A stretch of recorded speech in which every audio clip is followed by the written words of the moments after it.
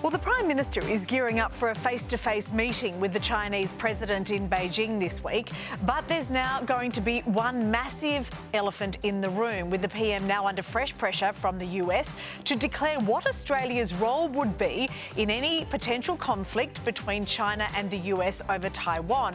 Now, despite pressure from the Pentagon, Anthony Albanese has so far avoided answering the question directly. For their take, let's bring in Employment Minister Amanda Rishworth and Nationals MP Barnaby Joyce. Morning to you both. Amanda, we'll start with you. Is it in the public's interest to know how we'd assist the US if a war occurs in Taiwan? Well, I think what's in Australia's interest and the public's interest is for us to have peace and security in our region. Of course, part of that is making sure Australia has the capability to respond in any unrest or conflict in our region, but importantly, that we invest in our relationships in the region. When it comes to Taiwan, we support the status quo. That's very important, but I don't think it's in anyone's interest to deal with hypotheticals that haven't happened. OK, Barnaby, what about the coalition? Would the coalition go in and support the US in any conflict, potential conflict about Taiwan? Well, when you support the status quo, as was just mentioned, you have to say how you'd back that up, how your actions would back that up, the support of the status quo. The status quo is no unilateral move by Communist China to take over democratic Taiwan. And if you support the status quo and China does that, which they say they're going to do, well, what are we going to do? And if you say, well, we're going to do nothing, well, then the United States will say, well, I'm not really interested in your AUKUS agreement then. And if we don't have an AUKUS agreement, then one of the key planks, or probably the most fundamental plank we have now of our defence arrangement, knowing it goes vastly beyond submarines, falls over. And if we say we have the capabilities, as we were just told by Amanda, in the last 4 years, where they've been in the term of government, they're in their fourth year, they haven't put any substantial new platform on. We keep on hearing this tripe about we're spending more money on defence, but that's inflation. You're spending more money on everything virtually in the budget because inflation's going up. So, we've got a real problem here. And if the United States deems that we're not sort of an earnest and fervent ally, then what exactly are we going to defend our nation with? We are way below what we need. So, Barnaby, should Anthony Albanese bring that up with President Xi this week? I'm absolutely certain that President Xi will bring it up with Anthony, and of course, it's going to be you're dealing with a totalitarian regime, a very efficient, a very astute, but no doubt a totalitarian regime, and they will ask the questions, and I'll expect the answers. I don't know whether those briefings will ever become public, but America will also be very interested in what answers we gave. Yes, indeed. Washington watching incredibly closely. All right, moving on. Now, our Cancer Council is pushing for mandatory cancer warning labels to be added to alcohol in the same way that they are on cigarettes and vape packaging. Now, the UK is strongly considering this. Ireland has already locked it in. Now, Amanda, alcohol is a Group 1 carcinogen, so that means it's in the same group as radiation, asbestos and tobacco. Would our government consider warning labels on booze? Well, firstly, we have got our important alcohol guidelines, which gives health professionals. Yeah, sure. Sorry to interrupt you there, but half of Australians are not aware that alcohol causes cancer.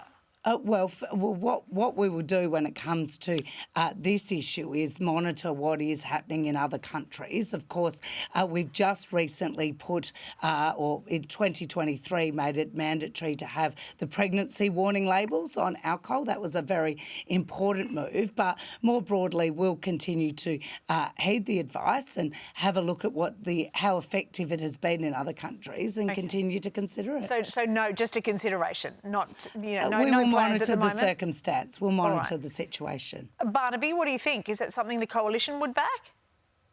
Look, I'm probably with Amanda on this one. I don't know. Of course it's dangerous. Too much alcohol, cigarettes are dangerous, alcohol's dangerous.